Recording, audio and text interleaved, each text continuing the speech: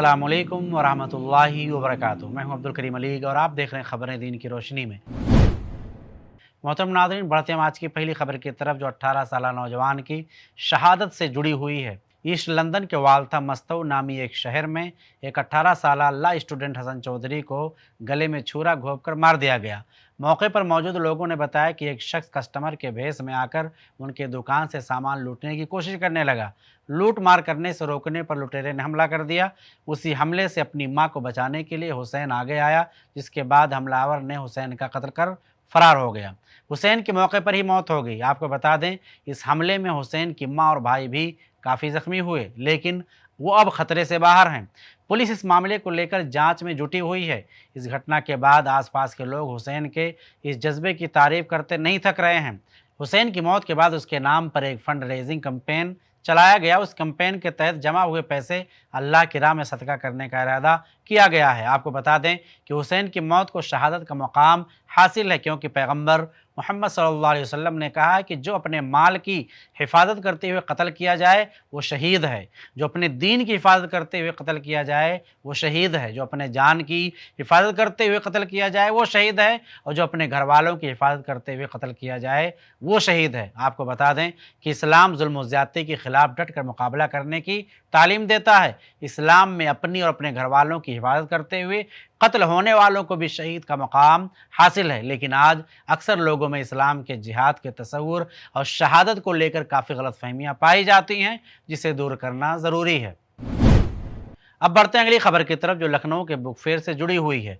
उत्तर प्रदेश की राजधानी लखनऊ में हाल ही में बुक फेयर का आयोजन किया गया था, जिसमें अलग अलग स्टॉल्स के जरिए किताबों की प्रदर्शनी लगाई गई थी। इस बुक फेयर में रेशनल थिंकर कैफ़े नामी एक बुक स्टॉल भी मौजूद था, जिसमें लोगों में सांप्रदायिक सद्भाव को बढ़ावा देने और नफरत को कम करने के लिए पम्फलेट्स और लिटरेचर फ्री में बांटे जा रहे थे।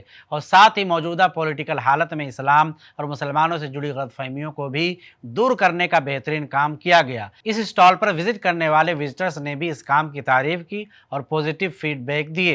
इसी स्टॉल के जरिए लखनऊ के पुलिस कमिश्नर को भी कुरान और इस्लाम से जुड़े लिटरेचर दिए गए, जिसके बाद पुलिस कमिश्नर ने भी इस काम की काफ़ी सराहना की। आपको बता दें कि मुसलमानों के लिए ज़रूरी है कि गैर मुस्लिमों में इस्लाम और मुसलमानों को लेकर गलतफहमियों को इसी तरह दूर करते रहें, क्योंकि आए दिन इस्लाम और मुसलमानों को लेकर मीडिया में कई तरह की एक तरफी खबरें और झूठे प्रोपेगेंडे चलाए जाते हैं और बहुत सी फेक न्यूज़ भी फैलाई जाती हैं। यही वजह है कि लोगों में इस्लाम और मुसलमानों को लेकर कई तरह की गलतफहमियाँ पाई जाती हैं।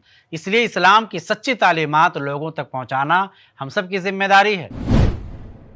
अब बढ़ते हैं अगली खबर की तरफ, जो कि दिल्ली दंगों से जुड़ी हुई है। दिल्ली दंगों से जुड़ा एक अनोखा मामला सामने आया है, जिसमें आगजनी के मामले की शिकायतकर्ता को ही पुलिस ने किया था गिरफ्तार। पिछले साल 25 फरवरी को कुछ दंगाई नॉर्थ ईस्ट दिल्ली की शिव विहार इलाके में बिजली कट जाने के बाद मस्जिद में घुस आए। उन्होंने 2 गैस सिलेंडर में आग लगा दी, जिससे तेज धमाका हुआ। इससे मस्जिद और आसपास की बिल्डिंगों को नुकसान हुआ था। अब उसी मामले में अदालत ने दिल्ली पुलिस को फटकार लगाई है। अदालत ने आगजनी के मामले की एफआईआर को मस्जिद की बेहुरमती करने और जलाने के दूसरे केस से मिलाने और शिकायत करने वाले को ही गिरफ्तार करने पर दिल्ली पुलिस को फटकार लगाई है। और कोर्ट ने इस कार्रवाई को बेवकूफ़ी बताया। अदालत ने यह भी कहा कि दंगों के दौरान शिव विहार इलाके में मदीना मस्जिद को जलाने के मामले में जांच से रिलेटेड कुछ भी चीजें रिकॉर्ड पर नहीं आई हैं। कोर्ट के जस्टिस विनोद यादव ने साउथ ईस्ट दिल्ली को इस मामले में एसीपी की स्टेटस रिपोर्ट पेश करने को कहा। आपको बता दें, इस मामले की अगली सुनवाई 25 मार्च को है। मीडिया रिपोर्ट्स के मुताबिक कोर्ट ने मजिस्ट्रेट कोर्ट के 1 फरवरी 2021 के आदेश के खिलाफ पुलिस की अपील पर सुनवाई के दौरान कहा है। निचली अदालत ने हाशिम अली की शिकायत पर मस्जिद की बेहुरमती करने के मामले में एफआईआर दर्ज करने का आदेश दिया था। हाशिम अली ने शिव विहार के अपने घर में आगजनी और लूटमारी का मामला दर्ज कराया था। पुलिस ने इस शिकायत को नरेश चंद्र नाम के दूसरे शख्स की शिकायत के साथ मिला दिया था, जिसमें शिकायतकर्ता ने अपनी दुकान में आगजनी की बात कही थी। इस मामले में शिकायतकर्ता नरेश चंद्रा ने किसी का नाम लिए बिना शिकायत दर्ज कराई थी, लेकिन पुलिस ने एफआईआर दर्ज की और हाशिम अली को गिरफ्तार कर लिया। और पुलिस ने दावा किया कि फुटेज में हाशिम अली को भीड़ को भड़काते हुए साफ साफ देखा गया था। फिलहाल हाशिम अली जमानत पर रिहा हैं। पर हाशिम अली के इस मामले पर सुनवाई करते हुए जस्टिस विनोद यादव ने अपने आदेश में लिखा कि हाशिम अली के घर जलाने की शिकायत और नरेश चंद्र की शिकायत को करावल नगर थाने के एफआईआर के साथ मिलाना और उसके बाद हाशिम अली को गिरफ्तार करना हैरान करने वाला है। वो मामले का शिकायत करता है और अब खुद आरोपी बन गया है। उन्होंने इस तरह की कार्रवाई को बेवकूफ़ी बताया है। अदालत ने अगली सुनवाई पर एसएचओ करावल नगर को सुनवाई में मौजूद रहने का आदेश दिया है। अदालत ने यह भी आदेश दिया कि एसएचओ करावल नगर अगली तारीख में मस्जिद में आगजनी के मामले में जांच की फाइल और केस डायरी साथ लाएं। इसके बाद हाशिम अली के वकील ने कोर्ट में अर्जी दाखिल की। अर्जी में मस्जिद पर हुए हमले की एफआईआर की दूसरी एफआईआर के साथ मिलाने को गलत बताया था, जिस पर कोर्ट ने आदेश दिया कि यह सही होगा कि मस्जिद पर हमले की एफआईआर अलग से दर्ज की जाए। अब ऐसा क्यों हुआ, इसकी जांच होना जरूरी है। इस तरह के वाकयात और हादसात की वजह से लोगों का भरोसा कम होने लगता है। इस पर हमारी अदालतों को इसी तरह इंसाफ के साथ पकड़ करने की जरूरत है।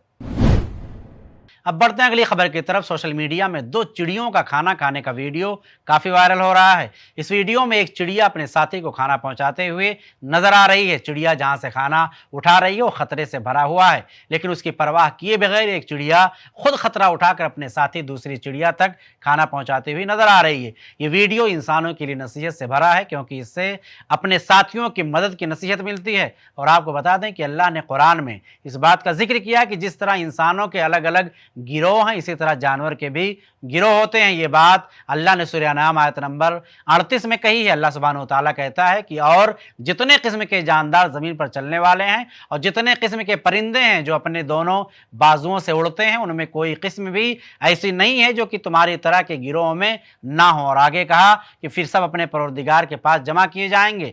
इस आयत में अल्लाह का पैगाम है कि सभी जानदार, चाहे वो चरिंद हों या परिंद, सारे जानदारों को अल्लाह ने इसी तरह पैदा किया है जिस तरह इंसानों को पैदा किया है। इसी तरह उन्हें रोजी देता है जिस तरह हम इंसानों को रोजी देता है, और सारे जानदार इंसानों की तरह उसकी कुदरत और इल्म में दाखिल हैं। इस वीडियो से हम इंसानों को एक और चीज, रिज्क के मामले को लेकर भी नसीहत मिलती है, क्योंकि परिंदों के पास इंसानों की तरह रिज्क का कोई खास जरिया मौजूद नहीं, फिर भी अल्लाह उनका पेट जरूर भर देता है। वो भूखे नहीं रहते। जबकि आज दुनिया के अक्सर लोग अपनी जिंदगी का सबसे बड़ा मकसद ज्यादा से ज्यादा माल कमाना और बेहतर से बेहतर रिज्क हासिल करने को समझते हैं। इसलिए अल्लाह के रास्ते को छोड़कर किसी तरह भी बगैर हलाल और हराम की तमीज के रिज्क हासिल करने की तलाश में रहते हैं। जबकि एक अल्लाह की इबादत करना, उसके बताए रास्ते पर चलना, ये दुनिया में इंसानों के लिए सबसे बड़ा मकसद है। मोहतरम नाज़रीन, अगर आप चाहते हैं कि अहम प्रोग्राम दीगर लोगों तक पहुंचे तो इसे जरूर शेयर करें और चैनल को सब्सक्राइब करें। नए प्रोग्राम के नोटिफिकेशन के लिए बेल आइकन जरूर दबाएं। दीजिए मुझे इजाजत,